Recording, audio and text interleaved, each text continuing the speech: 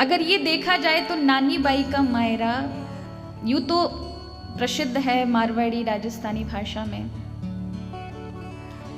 लेकिन नरसिंह जी के विशाल चरित्र में ये नानी बाई का मायरा बहुत छोटा अंश है। लेकिन हम जो कथा श्रवण करने जा रहे हैं ये 4 दिवसीय, ये नरसिंह मेहता के जीवन पर, उनके अगणित जीवन चरित्रों को छुएगी और ऐसी दिव्यतम कथा को हम श्रवण करने जा रहे हैं क्योंकि भक्त नरसिंह मेहता परम गौ भक्त थे और उनके परिवार में गौ भक्ति होने के कारण ही नरसिंह मेहता का जन्म गुज्जर धरा यानी गुजरात में हुआ। तो गुजरात रे मायने नरसिंह मेहता रो जन्म आप सभी जानते हैं, लेकिन कुछ ऐसी चीजें हैं नरसिंह मेहता रे विषय में जो आप सबको जानना बहुत आवश्यक है। भक्त नरसिंह मेहता जिनका जन्म 1470 के लगभग हुआ था, ये उस समय की बात है क्योंकि ऐसा ही नहीं है कि राजस्थान और मारवाड़ जैसे क्षेत्रों में ही नरसिंह भक्त का नाम हो, अपितु दक्षिण भारत में भी दक्षिण भारतीय भाषाओं में, महाराष्ट्र की मराठी भाषा में नरसिंह जी का चरित्र गाया जाता है। ये ऐसे दिव्य भक्त हैं जिन्होंने भक्ति को बहुत सुलभ बना दिया। कारण जिन भक्तों को लगता है कि भगवान इस कलयुग में प्राप्त नहीं हो सकते क्योंकि कलयुग तो इतना आतताई, अत्यंत उपद्रव करने वाले लोग हमारे बीच में होंगे, अन्यायी होंगे, और ऐसे अन्यायी वातावरण में किस प्रकार से भगवान की भक्ति, भगवान प्राप्ति हो, भगवत प्राप्ति हो। तो इस बात को चरितार्थ करने के लिए कि अन्य युगों में भगवान प्राप्त होना अत्यंत दुर्लभ है, लेकिन कलयुग में भगवान बहुत आसानी से प्राप्त हो सकते हैं, बहुत सहजता से प्राप्त हो सकते हैं। ये नरसिंह भगत के जीवन में आपको श्रवण करने को मिलेगा। नरसिंह जी जैसी निष्ठा हमारे जीवन में हो तो भगवान यूं अवतार धारण करते हैं। ऐसा नहीं है कि ठाकुर जी ने अवतार धारण करने वास्ते कोई युगरी प्रतीक्षा होवे कि सतयुग में भगवान अवतार लेते हैं, द्वापर में लेते हैं। नहीं महाराज, अगर भक्त की आर्त पुकार हो तो प्रभु को तक्षण अवतार लेना पड़ता है। भगवान हरि का अवतार जब गजेंद्र ने पुकारा तो भगवान ने युगों की प्रतीक्षा नहीं की थी, अपितु प्रभु तुरंत दौड़े। ध्रुव के लिए भगवान ने तुरंत अवतार लिया, प्रहलाद के लिए नरसिंह तुरंत अवतार लिया। उसी प्रकार नरसिंह जी ने जब पुकारा तो इसी कलयुग में 1470 में भगवान ने 52 बार नरसिंह जी के जीवन में अवतार लिया। कितनी बार?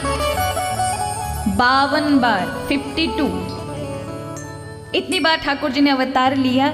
लेकिन नरसिंह जी ने जिसको प्रमुखता दी, जिस अवतार को जिन्होंने अपने जीवन में देखा, उस अवतार का नाम सावल साहा है। कथा तो हम हमेशा श्रवण कराते हैं और भक्तमाल में प्रसंग आता है कि भगवान हरि की कथा जब सुनाई जाती है तो भक्त और संत मंत्र मुग्ध हो जाते हैं और भगवान की भक्ति में लग जाते हैं। लेकिन जब भगवान को रिझाया जाए ना तो उनके भक्तों की कथा श्रवण कराओ, और जब भगवान के भक्तों की कथा श्रवण कराते हैं तो स्वयं भगवान आकर श्रवण करते हैं, और प्रभु श्रवण करते हैं तो उनके चित्त में भगवान का अवतार हो जाता है, भक्ति जागृत हो जाती है। और मुझे नहीं लगता इस कलयुग में यदि कोई भक्ति की राह में भगवान से प्रेम करना चाहता है, उसे भक्तों के जीवन का आश्रय लेना चाहिए, भगवान के भक्तों के जीवन की कथाएं श्रवण करनी चाहिए, जो कि परम आवश्यक है।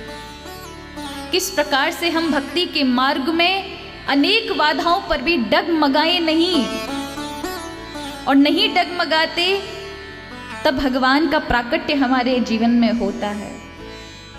प्रभु कृपा करते, उनकी कृपा प्रत्यक्ष रूप में दिखाई पड़ती है। ये नरसिंह मेहता साधारण ही नहीं महाराज, इनका प्रभाव मीराबाई के जीवन पर बड़ा पड़ा है। इसलिए बहुत से भक्तों को नहीं पता होगा, सबसे पहला मीराबाई जी के द्वारा लिखे गए 3 ग्रंथों की पहली प्रति नानी बाई का मायरा है। मीराबाई के जीवन में नरसिंह मेहता का जीवन अत्यंत प्रभावमय, उनके जीवन पर उसका प्रभाव पड़ा कि जब नरसिंह मेहता के लिए भगवान इस कलयुग में आ सकते हैं तो मेरे लिए क्यों नहीं।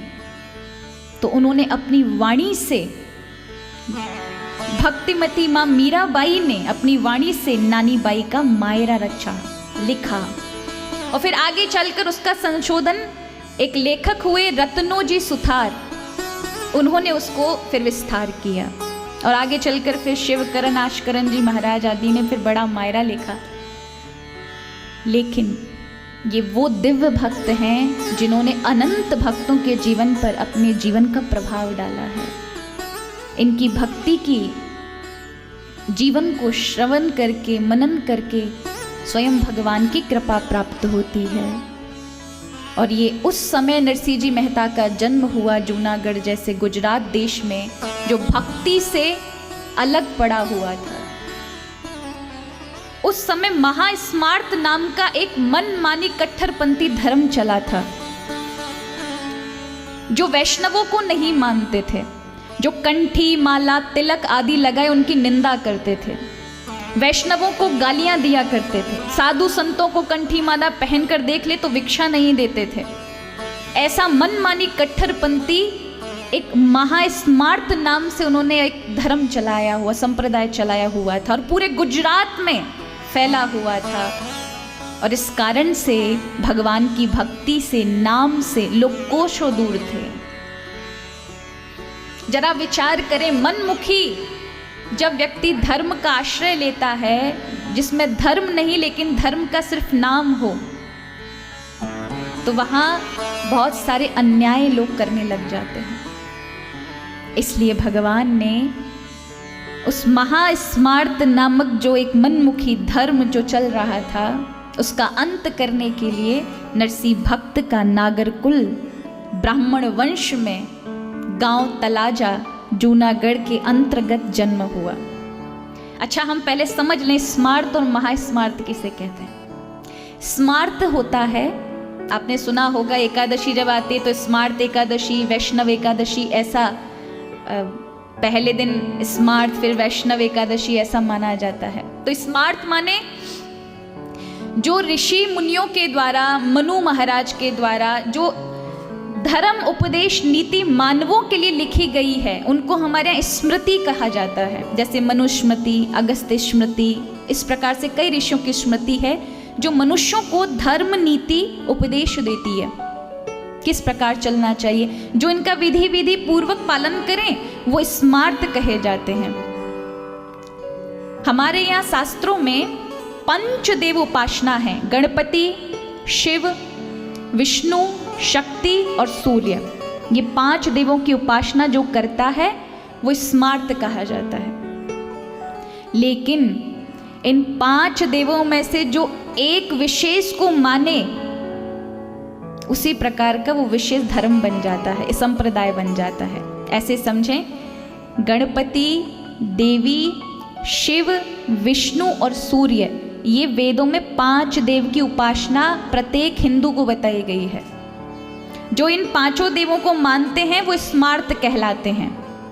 लेकिन इन 5 देवों में कोई गणपति को विशेष रूप से मानता है और ये 4 देवता विष्णु, शिव, देवी और सूर्य, इनको अप्रधान यानी भेद नहीं करता, लेकिन प्रधान में गणपति को मानता है तो वो गाणपत्य संप्रदाय कहलाता है। कोई सूर्य भगवान को विशेष मानता है, 4 देव को नहीं उतना महत्व देता, वो शौर्य संप्रदाय कहलाता है। कोई विष्णु भगवान को विशेष मानता है, देवी, शिव, सूर्य, गणपति को इतना नहीं मानते, वो वैष्णव कहलाते हैं। और जो शिव को माने, 4 प्रधान देवताओं को ना माने, मतलब मानते हैं लेकिन कम माने, प्रधान देवता में शिव को माने, वो शैव संप्रदाय कहलाता है।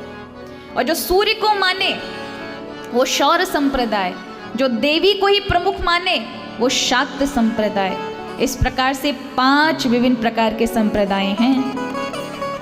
लेकिन स्मार्त या अन्य संप्रदाय वाले एक दूसरे के प्रति विरोध कभी नहीं करते, क्योंकि उन्हें पता है ब्रह्म एक ही है, स्वरूप उनके विभिन्न हैं। हमने अपने संस्कार और मन के अनुसार उनका चयन किया है स्वरूपों का, पर परमात्मा में कोई अंतर नहीं है।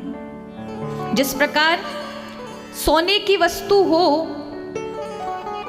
और फिर सोने की वस्तु में अलग अलग प्रकार के आभूषण बना दिए जाएं, हाथ का कंगन, कान की बाली, माथे का टीका, तो नाम अलग हो सकते हैं लेकिन उनका जो अंदर स्वर्ण है वो एक समान है, सोना एक सा ही है। उसी प्रकार ब्रह्म एक ही है, स्वरूप अलग हो सकते हैं, तो विरोध नहीं है।